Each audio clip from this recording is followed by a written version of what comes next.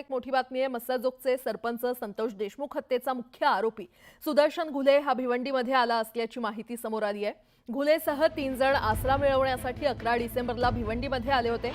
तिथे मूळ बीडचे असलेले विक्रम डोईफोडे हे अनेक वर्षांपासून भिवंडीमध्ये स्थायिक आहेत आणि ते वळपाडा इथे हॉटेल चालवतात।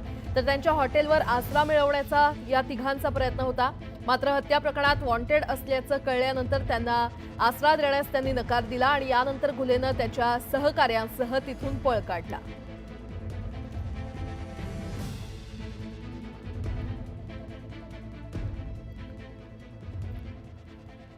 बातमीपत्रामध्ये आता पाहणार आहोत सकाळच्या महत्त्वाच्या 100 बातम्या वेगवान स्वरूपात सुरुवात करूया।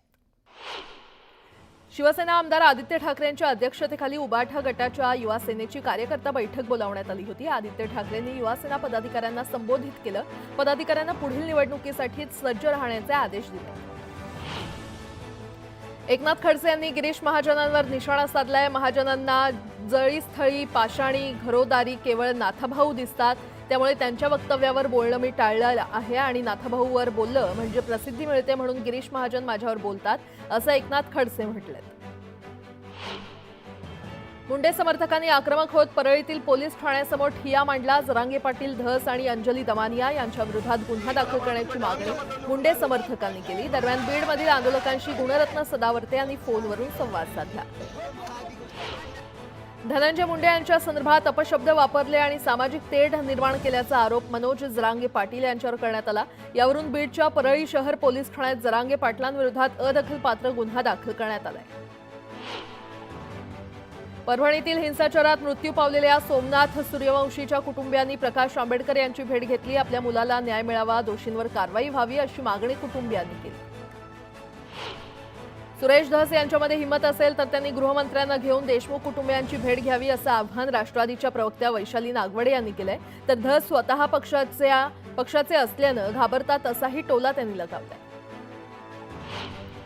मारेकऱ्यांना फाशी होत नाही तोपर्यंत मोर्चा काढणार असा इशारा पुण्यातील जनआक्रोश मोर्चातून खासदार बजरंग सोनावणे यांनी दिलाय। तर ज्यांनी आरोपींना मदत केली त्यांना सह आरोपी करा अशीही मागणी यावेळी त्यांनी केली। यावेळी सोनावणेंनी मंत्री धनंजय मुंडेंवर देखील हल्लाबोल केला। पुण्यातील जनआक्रोश मोर्चामधून अजित पवारांवरही टीका करण्यात आली। यावरून अमोल मिटकरी आक्रमक झाले। याची पक्ष पातळीवर गंभीर दखल घेतली जाईल। अपशब्द वापरणाऱ्याला त्याचा परतावा व्याजासकट मिळेल असा इशारा आमदार अमोल मिटकरी यांनी दिलाय। संतोष देशमुख हत्या प्रकरणात सरकारी यंत्रणा कार्यरत असून दोषीला कठोर शिक्षा मिळेल, मात्र राजीनामा मागणं आणि आरोप करणं योग्य नाही। थेट कुणी आरोप करतं म्हणून शिक्षा केली पाहिजे हे बरोबर नाही असं म्हणत मंत्री नरहरी झिरवळ यांनी धनंजय मुंडेंची पाठराखण केली आहे।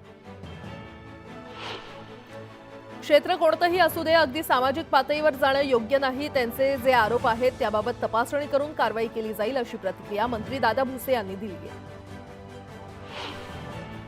उबाटाचे जिल्हाध्यक्ष द्वारकानाथ भोईर यांनी आपल्या कार्यकर्त्यांसह शिंदेंच्या शिवसेनेमध्ये प्रवेश केला। विधानसभा निवडणुकीमध्ये तिकीट नाकारल्यानं द्वारकानाथ भोईर नाराज होते। दरम्यान ज्यांनी म्हटलं होतं जनतेच्या न्यायालयामध्ये जाऊ त्यांना कळालं असेल खरी शिवसेना कुणाची असं म्हणत उपमुख्यमंत्री एकनाथ शिंदे यांनी ठाकरेंना टोला लगावलाय। विधान परिषदेचे सभापती राम शिंदे आणि जलसंपदा मंत्री राधाकृष्ण विखे पाटील यांनी एकमेकांचं तोंड भरून कौतुक केलं। तर बाळासाहेब थोरातांवर दोघांनीही निशाणा साधला। राम शिंदे यांचा सत्कार सोहळ्यानिमित्त आयोजित कार्यक्रमात ते बोलत होते। पिंपरी चिंचवडमधील शिवसेना आध्यात्मिक आघाडीच्या वतीनं सुजय विखेंच्या वक्तव्याचा निषेध करण्यात आला। शिर्डीमध्ये शिक्षणासंदर्भात काही अडचणी असतील तर उपमुख्यमंत्री एकनाथ शिंदे निश्चित मदत करतील असं म्हणत सुजय विखेंनी साई भक्तांची माफी मागावी अशी मागणी शिवसेना आध्यात्मिक आघाडीकडून करण्यात आली। आपल्या वक्तव्याचा विपर्यास केला असून साई भक्तांना हिणवण्याचा प्रयत्न कुणीच करत नाही असं सुजय विखे म्हणाले। प्रसादालयासाठी आकारलेल्या पैशाचा वापर विकासासाठी आणि शिक्षणासाठी व्हावा असा पुनरुच्चार सुजय विखेंनी केला। साई भक्तांसाठी प्रसाद भोजन निःशुल्क सुरूच राहील, मात्र सुजय विखेंच्या वक्तव्याचा विपर्यास केला गेला अशी प्रतिक्रिया राधाकृष्ण विखे पाटील यांनी दिली आहे। सामनामधून देवेंद्र फडणवीसांचं कौतुक करण्यात आल्यानंतर बच्चू कडूंनी प्रतिक्रिया दिली आहे। भाजपचा शिवसेना आणि राष्ट्रवादीसोबत प्रेमभंग झाला तर नवीन प्रेमी असावा म्हणून उबाठासोबत भाजपचं प्रेम प्रकरण सुरू आहे असा मिश्किल टोला बच्चू कडू यांनी लगावलाय। आणि आता एक मोठी बातमी समोर येते। बीड संतोष देशमुख हत्या प्रकरण त्या संदर्भातली बातमी आहे। सर्वपक्षीय नेते राज्यपालांची भेट घेणार आहेत। आज सर्वपक्षीय नेते राज्यपालांना भेटणार आहेत। बीड हत्येप्रकरणी भेटीसाठी राज्यपालांनी त्यांना वेळ दिलेला आहे आणि बीडमधील संतोष देशमुख हत्या प्रकरणात सर्वपक्षीय नेते हे राज्यपालांची भेट घेणार आहेत। मसाजोगचे सरपंच संतोष देशमुख हत्या प्रकरणात आज सर्वपक्षीय नेते राज्यपालांना भेटणार आहेत। सीपी राधाकृष्णन यांची ते भेट घेणार आहेत।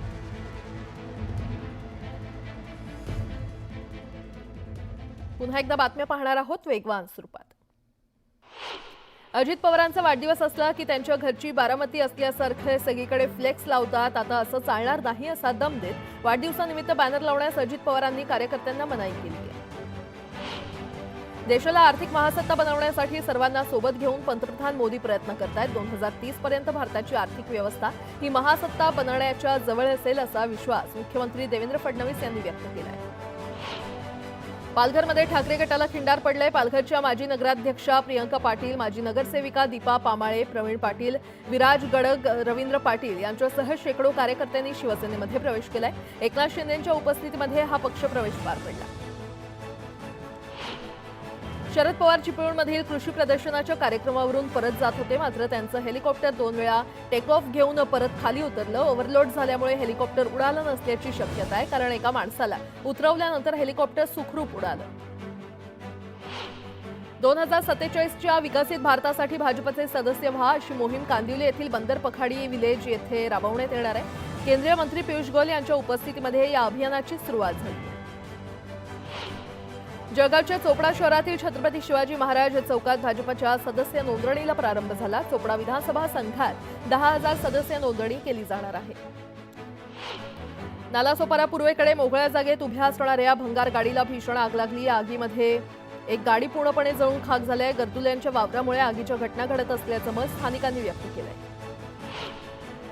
विकासक आणि बांधकाम व्यावसायिकांवर काहीशी जरब बसवणाऱ्या महारेराच्या स्वायत्ततेलाच आता धक्का लागण्याची शक्यता आहे। महारेराकडे नोंदणी आणि इतर बाबींपोटी जमा होणारे शुल्क राज्य सरकारकडे जमा करण्याची तरतूद नवीन गृहनिर्माण धोरणाच्या मसुद्यात करण्यात आली आहे आणि त्यामुळे महारेराचे शासनावरील आर्थिक अवलंबित्व वाढणार आहे। राजकीय पक्ष, कामगार संघटनांची स्मार्ट प्रीपेड वीज मीटर विरोधी ठाणे जिल्हा समिती आज अधीक्षक अभियंता महावितरण कंपनी कार्यालयावर मोर्चा काढणार आहे। राज्यातील वीज ग्राहकांना स्मार्ट प्रीपेड मीटर लावण्यात येणार आहे। देवेंद्र फडणवीसांनी पावसाळी अधिवेशनात ही घोषणा केली होती, पण दिलेल्या आश्वासनाचं उल्लंघन करत ठाणे जिल्ह्यासह राज्यात स्मार्ट प्रीपेड मीटर लावण्याची कारवाई सुरू झाली आणि त्यामुळे स्मार्ट प्रीपेड वीज मीटर विरोधी समिती आक्रमक झाली आहे। गेल्या 2 महिन्यांपासून भारतीय शेअर बाजारात प्रचंड अस्थिरता आहे। नवीन वर्षात सुरुवात तर दमदार झाली होती, पण सप्ताह समितीच्या दिवशी सेन्सेक्स पुन्हा आपटलं। परकीय गुंतवणूकदारांनी भारतीय शेअर बाजारातून केवळ 3 ट्रेडिंग सत्रांमध्ये 4.285 कोटी रुपये काढलेत। डिपॉझिटरी डेटावरून ही माहिती प्राप्त झाली। तेलबियांचं उत्पादन वाढवण्यासाठी केंद्र सरकार प्रयत्नशील असून पुढील वर्षापासून प्रतिवर्षी 10 लाख हेक्टरवरील तेलबिया लागवडीसाठी मोफत बियाणं देण्याचा निर्णय केंद्र सरकारनं घेतलाय, अशी माहिती केंद्रीय कृषी मंत्री शिवराज सिंह चौहान यांनी दिली। नव्या वर्षात राज्यात थंडीचं आगमन होणार असल्याचा अंदाज हवामान खात्यानं वर्तवला होता। त्यानुसार आता राज्यात थंडीचा जोर वाढलाय। येत्या 3 दिवसात थंडीचा कडाका आणखी वाढणार असल्याचा अंदाज हवामान खात्यानं वर्तवलाय। मंत्रिमंडळाचा विस्तार होऊन 3 आठवडे तर खातेवाटपाला 2 आठवडे झाले, तरीही जिल्ह्यांच्या पालकमंत्रीपदाच्या नियुक्त्यांचा घोळ अद्यापही संपला नाहीये। काही जिल्ह्यांवरून 3ही पक्षांनी ताणून धरल्यानं त्यातून मार्ग काढताना मुख्यमंत्री फडणवीस यांना तारेवरची कसरत करावी लागते।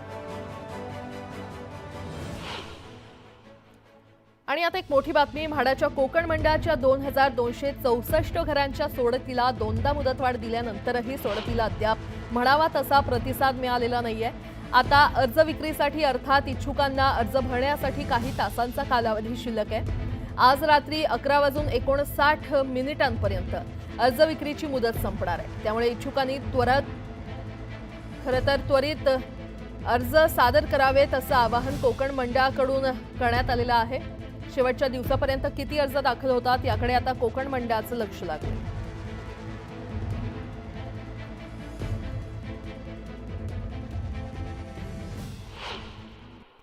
दिवेघाट ते लोणंद आणि पाटस ते पंढरपूर या दोन्ही पालखी महामार्गाचं काम मार्च महिन्यापर्यंत पूर्ण करा अशा सूचना केंद्रीय रस्ते वाहतूक मंत्री नितीन गडकरी यांनी केल्या। कमी दरानं निविदा भरून कामं मिळवताना घेतलेल्या कामांचा दर्जाही चांगला ठेवा अशा शब्दात गडकरी यांनी भारतीय राष्ट्रीय महामार्ग प्राधिकरणाच्या अधिकाऱ्यांसह ठेकेदारांना सुनावलं। पुण्यातील श्री छत्रपती शिवाजी मार्केट यार्डातील घाऊक बाजारात 90 ते 100 ट्रक फळभाज्यांची आवक झाली। मार्केट यार्डातील घाऊक बाजारात आवक वाढल्यानं मटार, टोमॅटो, फ्लावर, कोबी आणि आलं या फळभाज्यांच्या दरात घट झाली आहे। अन्य फळभाज्यांचे दर मात्र स्थिर आहेत। पिंपरी चिंचवड शहरातील कचरा कुंड्या हटवल्यानंतर नागरिक मोकळ्या जागेवर कचरा टाकत असल्याचं निदर्शनास आलंय। त्यामुळे आरोग्य विभागानं 8 क्षेत्रीय कार्यालयातील 80 ठिकाणांची पाहणी करून तिथे लक्ष केंद्रित करण्याचा निर्णय घेतला। केंद्रातील तसंच राज्यातील सरकारनं स्थानिक स्वराज्य संस्थांच्या निवडणुका गेल्या 4 वर्षांपासून रखडवल्यात। त्यामुळे महाराष्ट्रातील स्थानिक स्वराज्य संस्थांच्या निवडणुका तात्काळ घेण्यात याव्यात अशी मागणी करत एका संस्थेनं सर्वोच्च न्यायालयामध्ये याचिका दाखल केली आहे। यावर लवकरच सुनावणी होण्याची शक्यता आहे। कोरोनानंतर मुलांच्या स्क्रीन टाईममध्ये वाढ झाली आहे। स्क्रीन टाईम वाढल्यानं डोळ्यांना त्रास होणं, मानसिक थकवा आणि जागरणं या सर्वांमुळे विद्यार्थ्यांची झोप कमी झाली आणि परिणामतः अभ्यासात विद्यार्थ्यांच्या एकाग्रतेवर परिणाम होतोय। तुरीच्या दरात सातत्यानं घसरण सुरूच असून तुरीचा 7,800 रुपयांवर बाजारभाव येऊन ठेपलाय। तुरीला कमीत कमी 6,800 रुपयांपासून 7,800 रुपयांपर्यंत दर मिळालाय। अहिल्यानगरमध्ये 30,000 क्विंटल तर पुणे जिल्ह्यामध्ये लोकल कांद्याची 20,000 क्विंटल आवक झाली आहे। कांद्याला कमीत कमी 1,700 रुपयांपासून 2,500 रुपयांपर्यंत दर मिळालाय। राज्यातील बाजार समितीमध्ये सोयाबीनची 143 क्विंटल इतकी आवक झाली आहे। सोयाबीनला 4,105 रुपये प्रति क्विंटल दर मिळाला तर बाजारात मक्याची 432 क्विंटल इतकी आवक झाली। गेल्या 1.5 महिन्यात